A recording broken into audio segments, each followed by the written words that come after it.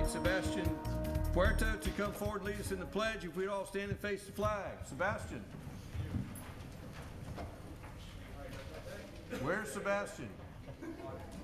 Come on forward. All right. Where do I situate myself? Right here? I pledge allegiance to the flag of the United States of America and to the republic for which it stands, one nation, under God, indivisible, with liberty and justice for all. I'd like to invite Morgan Rogers to come forward. Once a year before the Youth Day Parade, we have a youth governance board, and Morgan's going to introduce them, and we're going to get them to run this meeting. Thank you, Mr. Mayor. It is certainly Everybody can have a seat.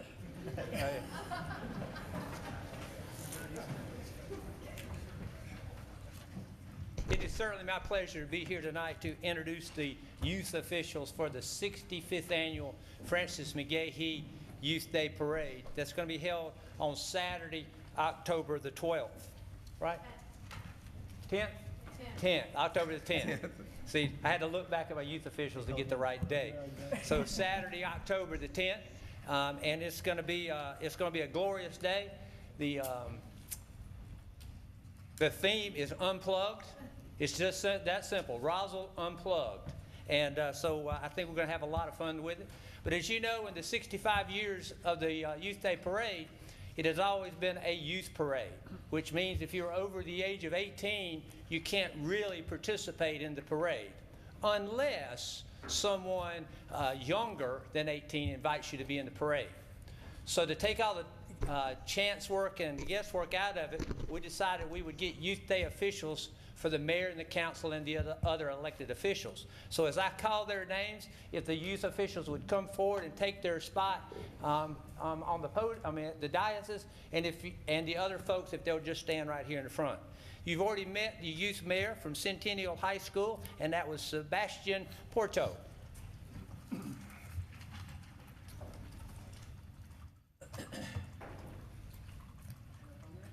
Yeah, you're going to take his seat, Sebastian.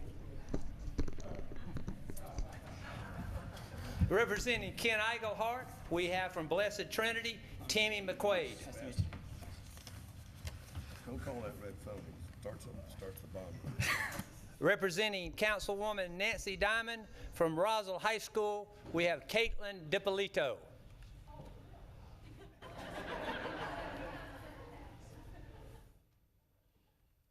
Representing Councilman Jerry Orleans from Blessed Trinity, we have Abby Corn.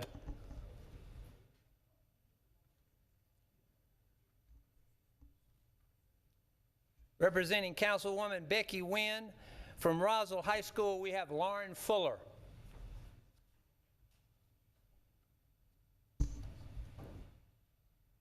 Representing Councilman Rich DiPolito from Fellowship Christian, we have Olivia Karam.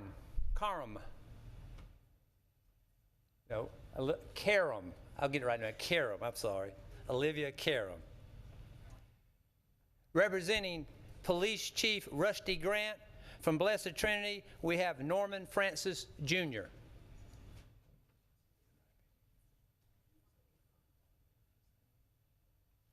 Representing Fire Chief Ricky Burdett from Roswell High School, we have Abigail Johnson.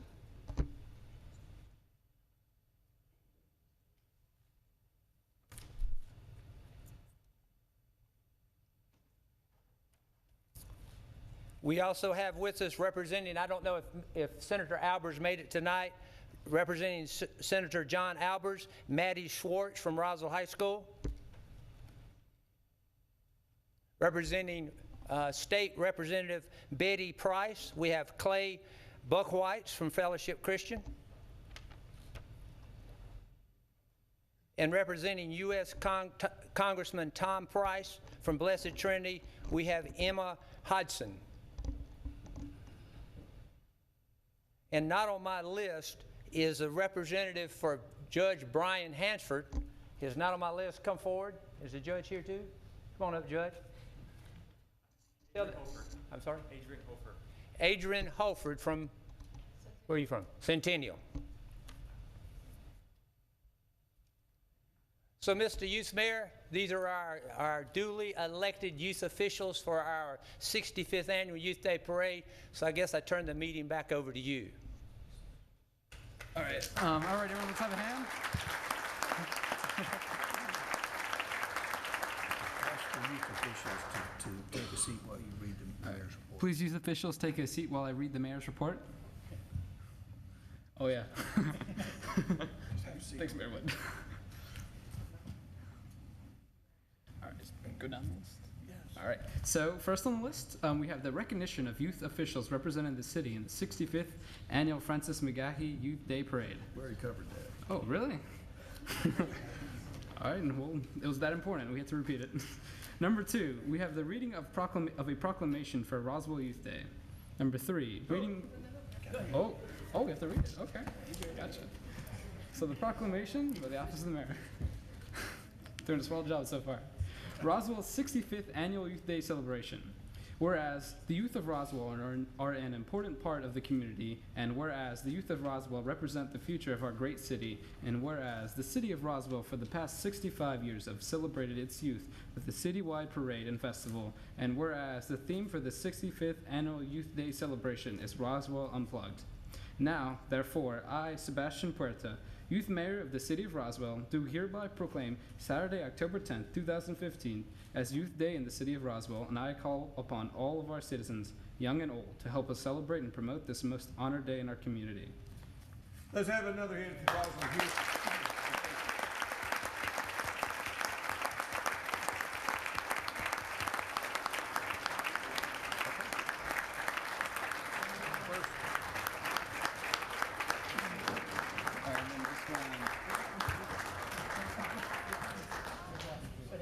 Thank you. You may be seated. I'm getting a hang of it. All right, number 3 on the list. Reading of a proclamation recognizing October 2015 as Roswell Arts and Humanities Month.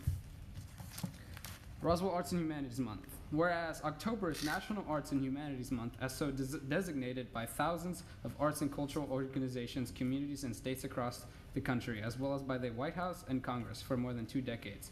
And whereas our nation and the city of Roswell have a rich artistic heritage, and whereas literature, theater, dance, art, and music capture our history, build bridges amongst us, and provoke dialogue and often raise important questions, and whereas artistic expression resonates with us, challenges us, and teaches us important lessons about ourselves and each other, and whereas the arts are vital components of our children's education, teaching students to observe closely, interpret creatively, and think critically, and participating in the arts ignites wonder and imagination. And whereas Roswell has a strong commitment to culture and arts, and this dedication drives the economic progress in our community for all our residents and visitors, and is sure to entertain and enlighten all ages.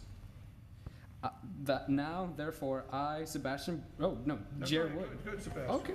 Now, therefore, I, Sebastian Puerta, Youth Mayor of the City of Roswell, do hereby proclaim October 2015 as Roswell Arts and Humanities Month, and call upon all our citizens to celebrate National Arts and Humanities Month with many special programs, activities, and events. Did you say anything? Did you see the photographic exhibit downstairs? Yeah. Well, say something about it. Well, as you enter the building, there's a photographic little gallery. There's a bunch of pretty paintings. I didn't really get that big of a look, but looked very nice. That's by the Roswell Photographic Society. If you haven't taken a look at the photographs, Interesting. Morgan, say something about the Roswell Photographic Society. If I may, Mr. Mayor, I'd like to call upon Rochelle Muka, who is going to talk about the National Arts and Humanities Month, and she's going to include that as part of her presentation. Rochelle is chairman of the Roswell Arts Commission. Rochelle?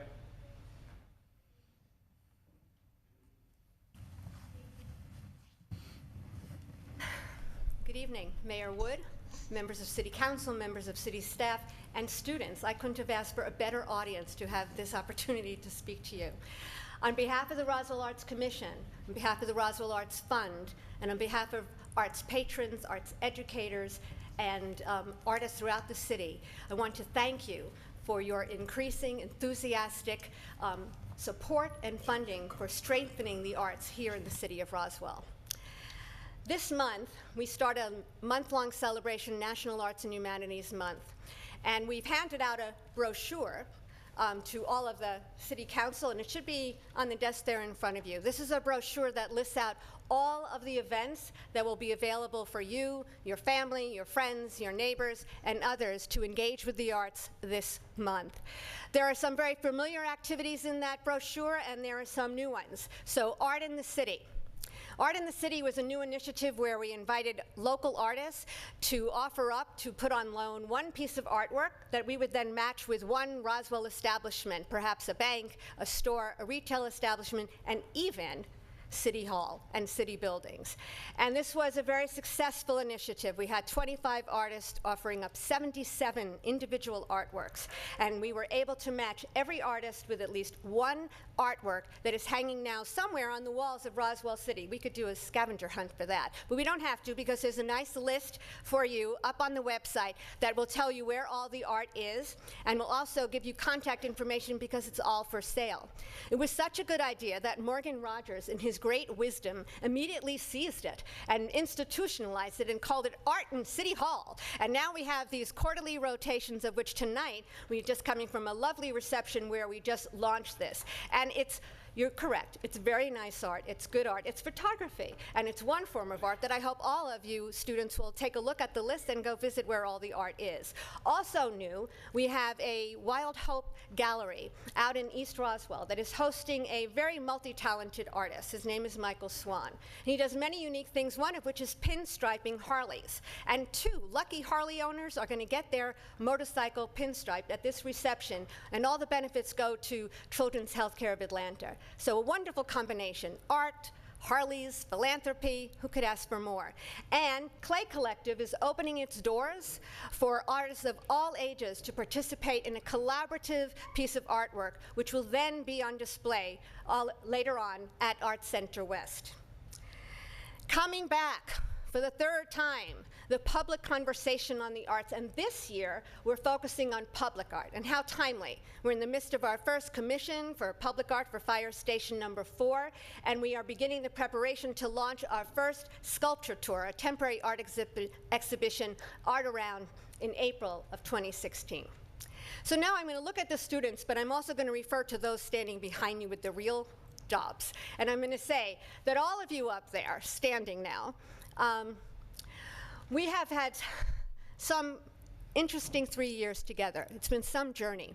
And I think that we can say that we have come to understand how the arts contribute to our city, our society, our region, how the arts help us define our sense of place, they help us capture our brand and tell others how we want to be known, and they fuel our economic and social vitality.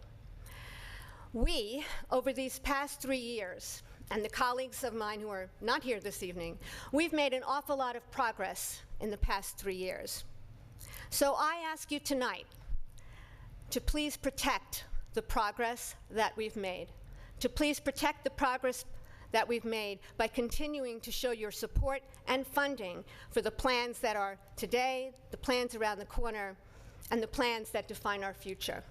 We thank you, City Council and members of City staff, for all that you do. We thank you in advance for all that you will do, and we hope to see you at many, and if you need help understanding that's more than one, many opportunities this month to engage with the arts. Thank you and have a good evening. Good work. Let's congratulate the Art Commission on their good work. We're good. Oh, good. I've got one other announcement I'd like to make in conjunction with this, with Youth Day and the National Arts and Humanities Month. We have with us tonight an outstanding artist. Mark Lundy is an artist who relocated several years ago to the city of Roswell and is now proud to call it his home. His painting, which is in the back, you can see it back in the back corner, is entitled "At the Start of Their Run," is a depiction of some young ladies of Roswell at the start of the city's annual Youth Day Parade and historic 5K road race. Mr. Lundy, who is with us tonight over on the side, has multiple sclerosis, says that the painting is the evidence that the girls' youthful lives for generations to come, and his goal was to capture the spirit of this wonderful community of Roswell. Mr. Lundy is using a method known as, and I think I'm pronouncing this right, grisaille Okay, and it is a method in which pure color glazes are applied over gray tones. Finished pieces exhibit a certain glow or luminescent quality. It is currently on display for the National Arts and Humanities Month at the Adult Recreation Center. For more information about the painting or inquiring or purchasing this piece of art, you can contact us at the Recreation and Parks Department. But he's gone, so we think he just took our Youth Day and went full circle with a painting, a picture, a painting, and now it's on display in the Arts Month. And we thank you, Mr. Lundy, for being part of that, part of that process.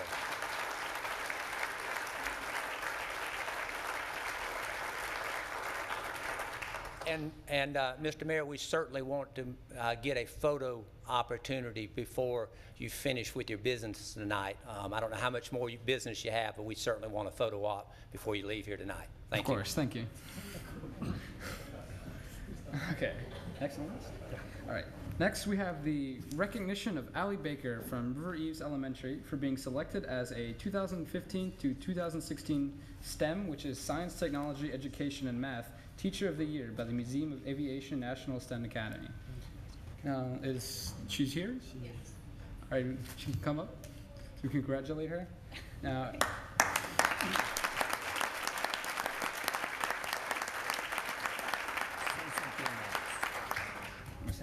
Say something. Okay, well, I personally am a big lover of STEM. I want to go to school at Georgia Tech, and STEM is something that's very important to me, and I congratulate all that you do for teaching the youngins how important STEM is in our society. Thank you very much. Thank you. Allie Baker from River Eaves Elementary was selected as the 2015 to 2016 STEM Teacher of the Year Award by the Museum of Aviation's National STEM Academy. This award is given to teachers who demonstrate the best effort in STEM education in the classroom. Teachers are making a difference in the future of Georgia's workforce, and the Museum of Aviation recognizes how important it is for students to participate in STEM activities and proudly supports teachers with training opportunities, resources, and the STEM award. So let's give her another hand. Do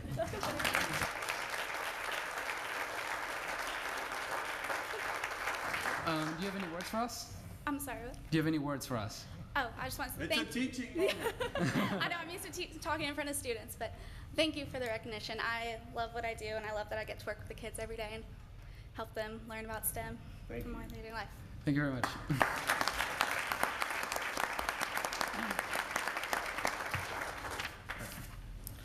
Next, we have the recognition of Fire Chief Burnett for receiving the 2015 Life Saving Valor Award from the Georgia State Firefighters Association.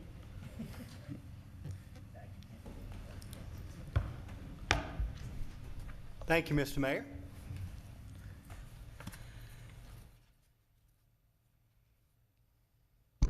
You know, people always ask me why I joined the fire service. I always tell them because it's the best job in the world. What better job can you have than to wake up every morning and wonder whose life you're going to make a difference in today? We go on people who are not breathing and bring them back to life, from going to public relation details with children, save people in house fires. We see the worst in people in our jobs to make it better. So there's no better job in this world to have. Earlier this year, we had a house fire where a life was saved. And before I talk about that, I need to tell you there was a lot of teamwork that goes into this. Captain Jenkins obviously is the reason we're here tonight, but there was a lot of teamwork from the 911 Communications Center to the police department. They were out there helping us pull hose. I mean, it was a team effort. The ambulance service, obviously, that came and transported the victim to the hospital, and all the firefighters, the company officers, and the chief officers that were on the scene that day. Because of that teamwork, we had a successful outcome. The Valor Award is given to those who go above and beyond a duty to save a life. Firefighters go their whole career and never receive this award. In April, Roswell Fire Department responded to a house fire. Upon arrival, they found heavy fire and smoke showing from the residence. Captain Jenkins performed a 360. That's where we go around the house and size it up to see where the fire is and any dangers that they may encounter as they go in. He was told by bystanders there's possibly somebody inside. Without due regard for his own life, Captain Jenkins entered the structure and began the search. The victim was located in the living room. After that, he brought the victim out to the front porch where the firefighters were waiting to begin life-saving treatment on the victim. Because of Captain Jenkins, this victim was saved and is alive today.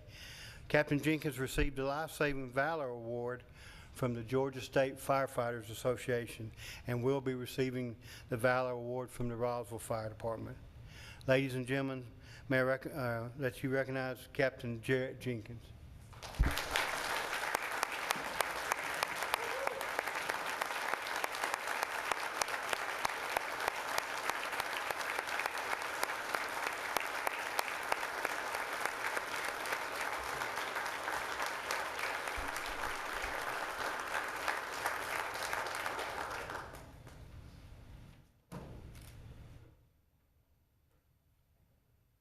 Thank you, Mr. Mayor. Thank you, Captain Jenkins, for serving your community. Next, we have the recognition of Chief Grant of the Roswell Police Department for the Life Saving Award. We actually have several awards, Mr. Mayor, and I want to welcome or thank you, mayors and council, for having us here tonight. The first award I want to recognize is the Department Commendation Ribbon. Every year, particularly during the summer, we hear about dogs or animals that are left, or animals or sometimes children that are left in hot cars and have to be rescued, or sometime where they're not as fortunate or not rescued. We had 2 officers this year that it became their passion to identify and locate and rescue animals, particularly dogs, that were left in hot cars. And as a result of this, they also were able to their efforts were recognized on Facebook. And once it was recognized on Facebook, the local media picked up the story and covered it. And because of the local media coverage of the situation, we were recognized, the police department was recognized nationally for our compassion by helping animals. It was all because of these 2 officers in particular. Also, as a result of the media coverage, a local business, the Atlanta Home Theater, donated digital thermometers as well as cooling vests that can be used on our own department canines or dogs that need to be rescued from hot cars. So it really was, because of their leadership efforts, it was just a tremendous undertaking, and we were, like I say, recognized nationally as well as locally for their efforts. And the result, not only was that recognition, but numerous animals were saved from dying or perhaps being severely injured. So I'd like to recognize Officer William Lowe and Michael Shrout for the Department Commendation Ribbon.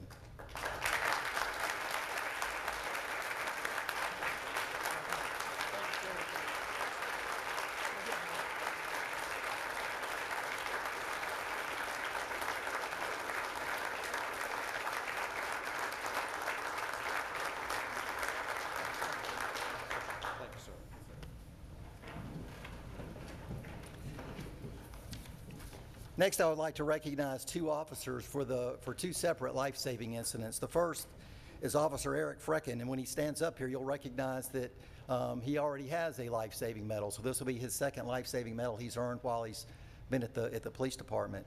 But on June 3rd of this year, he was dispatched to a call, and when he arrived at the scene, the victim was unconscious, was not breathing, and had no pulse. He began CPR, and within a few minutes, the victim regained consciousness and survived. So he saved that life. I'd like to recognize Officer Frecken for his efforts.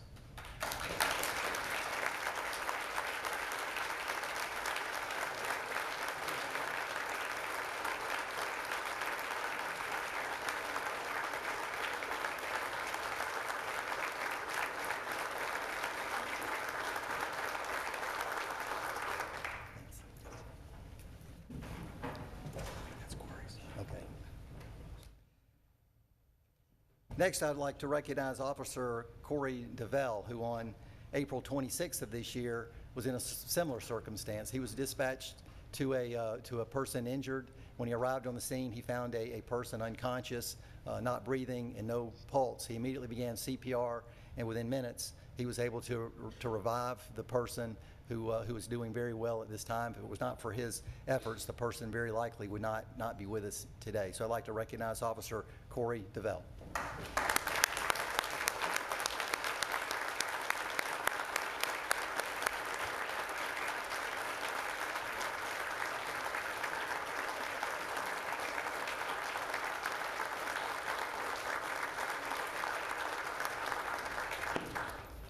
Thank you. I would like to invite all the councilmen to go take a photo. There we go. All right. Let's go.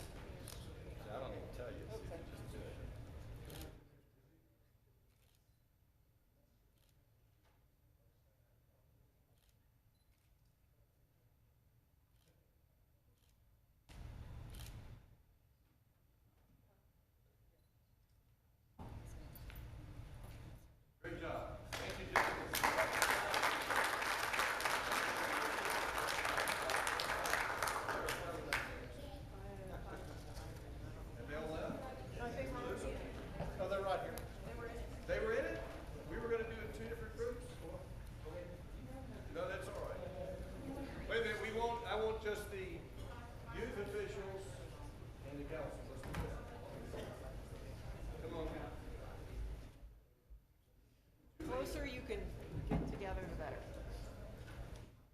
Able to get over this podium? Yeah, I can. You're up here, Brian. Okay.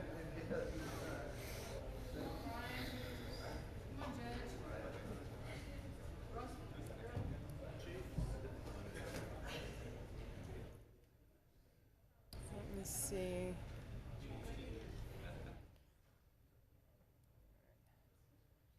Judge, I can't get, yes. You can scoot in a little.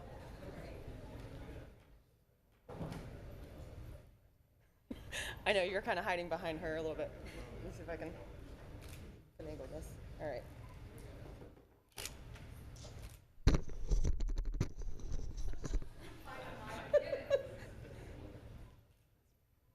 I'm not picky, I swear. Okay. Last one. Okay.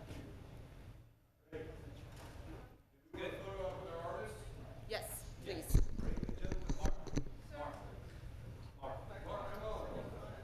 You're not gonna block anybody. You're good.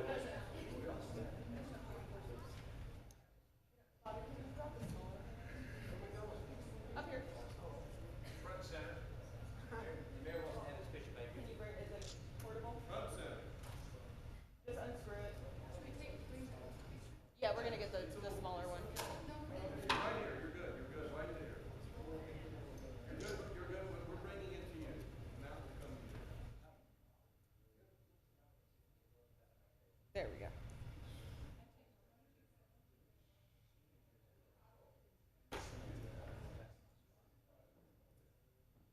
Okay.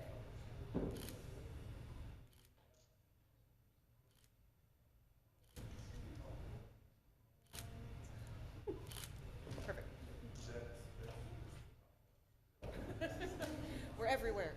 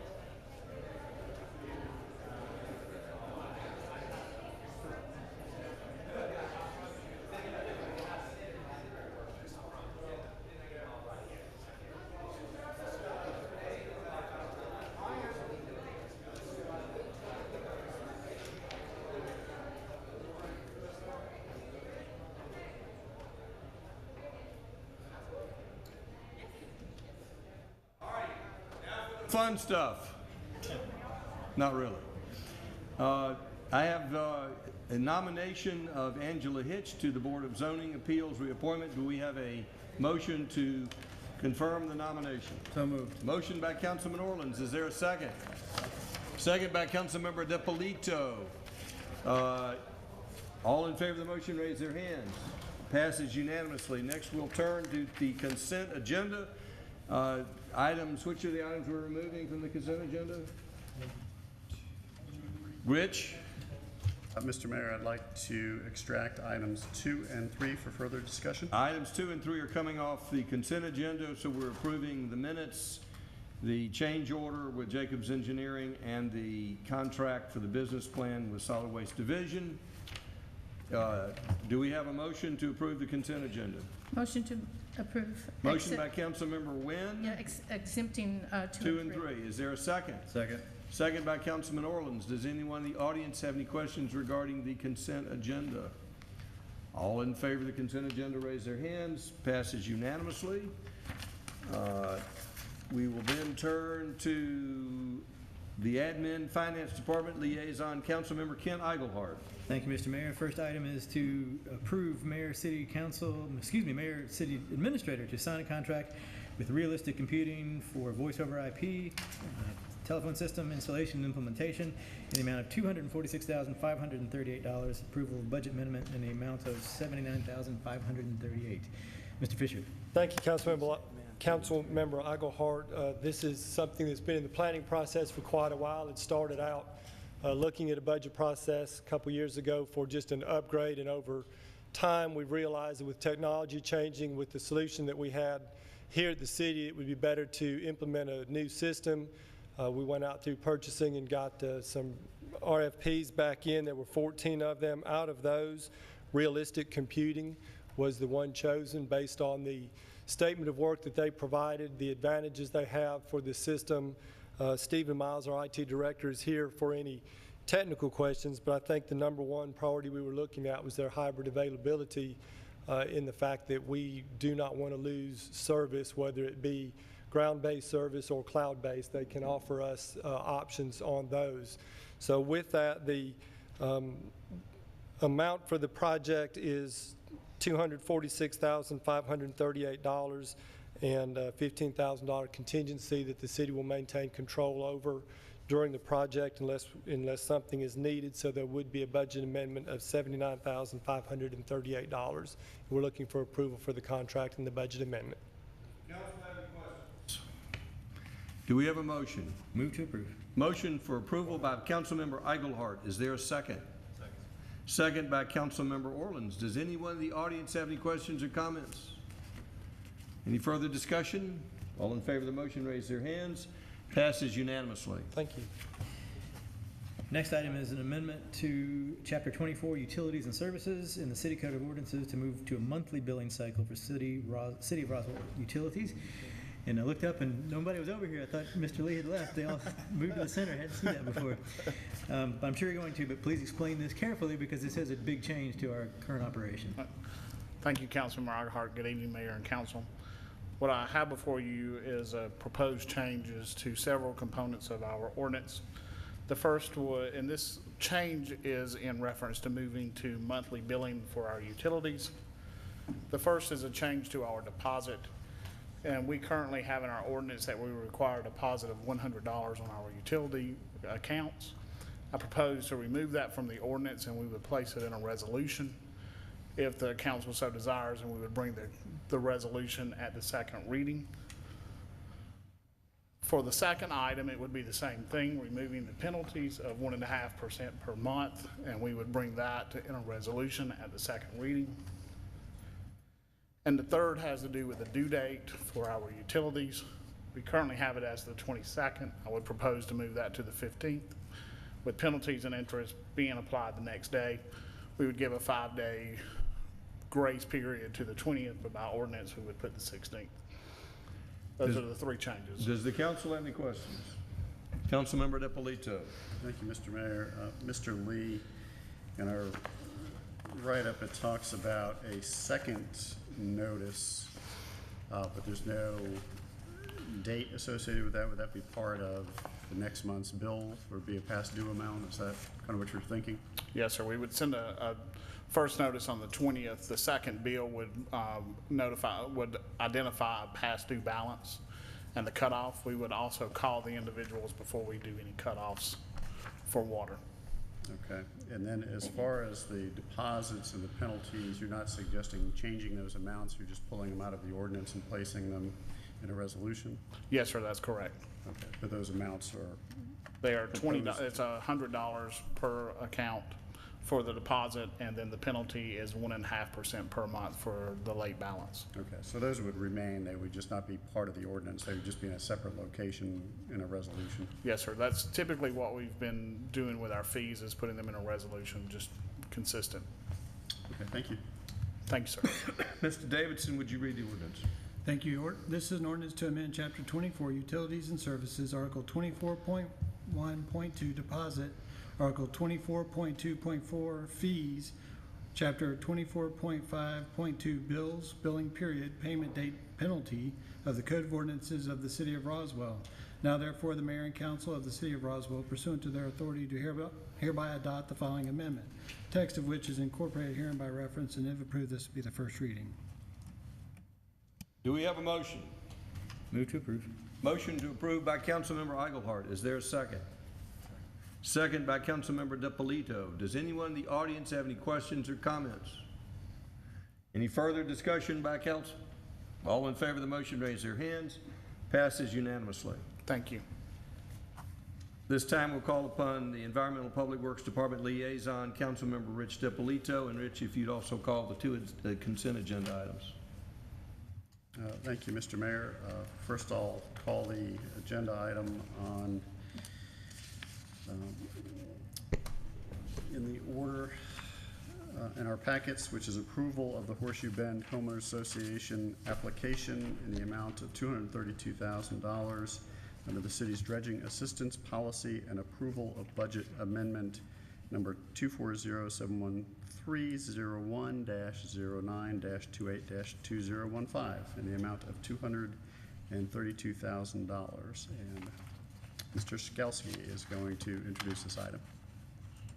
Good evening, and thank you, Mayor and Council.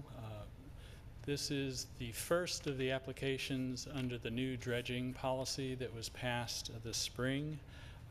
This particular homeowners association has submitted a set of plans. They have a land disturbance permit, and they're ready to proceed. Staff has reviewed their application in compliance with the new program, determined the portion of that project that we think is eligible for funding, and we're recommending that it be covered with a combination of two funding sources, if you so wish to move forward with it. Be happy to entertain any questions related to the application or the project. Thank you, Mr. Skalski. I understand Horseshoe Bend had applied for this under the old policy, found out there was the new policy, the dredging assistance policy, coming in and reformatted and resubmitted under that. Is that correct? That is correct. They approached the city under the old. We asked them to apply under the new, and they've submitted their application. It's been reviewed under those terms. Okay, and they are ready to proceed upon Yes, our sir. authorization? Okay, thank you.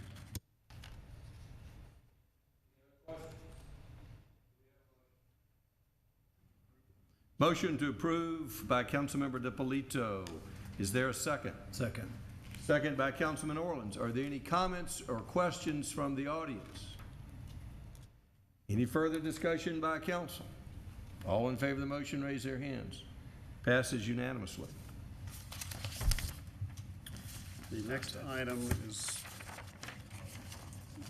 item number 2 from the consent agenda, which is approval for the mayor and/or city administrator to sign a contract with MVP Piping Company for construction services for the replacement of the Myrtle Street water line in the amount of $220,000, and approval of a related budget amendment in the amount of $30,000. Mr. Skalski. Thank you. This is a straightforward water line replacement project under the CDBG program. It's approximately a little over 1,100 feet of new pipeline, a portion of which replaces some old asbestos cement concrete, and a portion of which extends the water line between the entire length from Zion Circle to Grove Way. We collected bids, and the lowest responsive bidder was MVP Piping Company in the amount of $220,000. Councilmember DiPolito. Thank you. Mr. Skowski, do you have a graphic showing the location of this? I apologize, we do not. Okay. And we had one previously. I was looking for it this afternoon. My regrets on that. So it's Myrtle Street, and from which point to which point? From Zion Street to Grove Way, which includes the section, it's not Hill Street. Yes, Hill Street Commons is along that route as well. All right, thank you. Do we have a motion? Move to approve. Motion to approve by Councilmember DiPolito. Do we have a second? Second by Councilmember Nguyen. Does anyone in the audience have any questions or comments? Any further discussion by council? All in favor of the motion, raise their hands. Passes unanimously. The next item is number 3 from the consent agenda, which is approval for the mayor and/or city administrator to sign a contract with Lane Inliner LLC for cured-in-place pipe rehabilitation along 2 streets in the amount of $258,362.50. Mr. Skowski. This is lining of actually 3 segments, but along 2 sections of storm pipe along Leather Hinge Trail and Charleston Trace. So we've combined those. We have a single pre-qualified standby contractor that conducts lining services for us. So this would be a task order to Lane Inliner that has that current contract. And that should extend the life of these pipes for another 40 to 50 years with the lining process.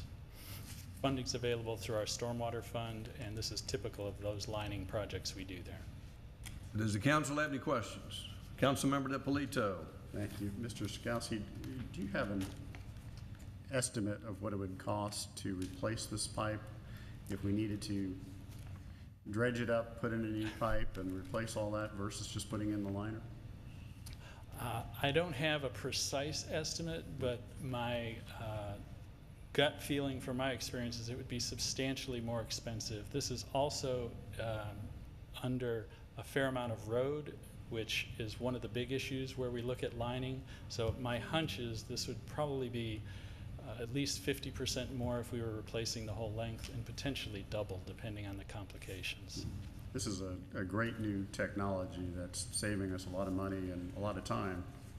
One of the other advantages here is just access and inconvenience to our citizens using those roads. So we open cut a road like those, and homeowners are essentially cut off. Thank you. Do we have a motion? Move to approve.